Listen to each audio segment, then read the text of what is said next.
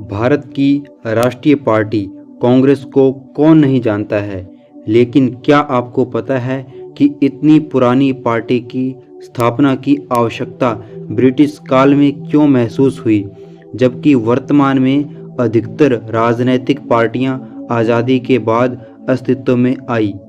भारत में स्वाधीनता पाने के लिए राष्ट्रीय चेतना का विकास तो हो ही रहा था, साथ ही राजनीतिक संगठनों का जन्म होता गया। तत्कालीन समय में राष्ट्रीय आंदोलन को प्रारंभ करने वाले शिक्षित वर्ग से थे। ऐसे में राजनीतिक संगठनों की आवश्यकता महसूस हुई। तत्कालीन समय में बहुत सारे क्षेत्रीय संगठन और संस्थाएं विद्यमान थी जो राष्ट्रीय आंदोलन से जुड़ी हुई थी, परंतु अखिल भारतीय स्तर के राजनीतिक संगठनों के परिणाम स्वरूप राष्ट्रीयता की भावना और तीव्र हुई। इस प्रकार 1885 में एक अखिल भारतीय राजनीतिक संगठन बनाने की मांग उठी और इसके बाद ब्रिटिश सरकार के भूतपूर्व सचिव ए.ओ. ह्यूम ने भारत के उदारवादी वर्ग के समर्थन से 1885 में इंडियन नेशनल कांग्रेस की स्थापना कर दी। ए.ओ.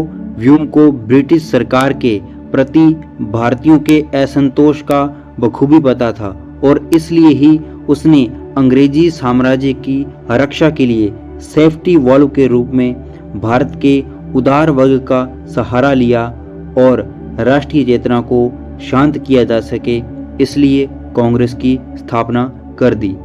ह्यूम ने कांग्रेस की स्थापना पर स्पष्टीकरण करते हुए बताया था कि भारत में जगह जगह फैली राष्ट्रीय चेतना की आवाज को संवैधानिक ढंग से एक मंच पर रखा जा सके, इसलिए इस संगठन की आवश्यकता थी और इसकी स्थापना अब कर दी जाएगी।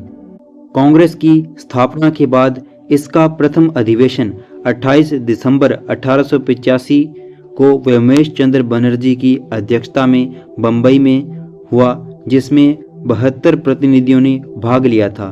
व्योमेश चंद्र ने अधिवेशन के मौके पर भाषण में कांग्रेस की स्थापना के उद्देश्य बताए थे कि इससे देश हित के लिए काम करने वालों की आपस में घनिष्ठता और मित्रता बढ़ेगी, राष्ट्रीय एकता की भावना बढ़ेगी और धर्म जाति आधारित भेदभाव दूर होंगे। महत्वपूर्ण और आवश्यक सामाजिक प्रश्नों पर भारत के शिक्षित लोगों के साथ चर्चा हो पाएगी। हालांकि बाद में कांग्रेस और सरकार का टकराव होने के बाद लॉर्ड डफरिन ने कांग्रेस को बाबुओं की संसद और बचकाना कहकर भी इसको पुकारा था।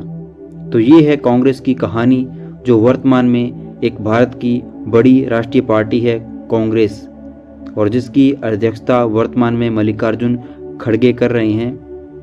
तो आशा है आपको वीडियो अच्छा लगा होगा। वीडियो अच्छा लगे तो वीडियो को लाइक करना, शेयर करना और हमें कमेंट करके जरूर बताना।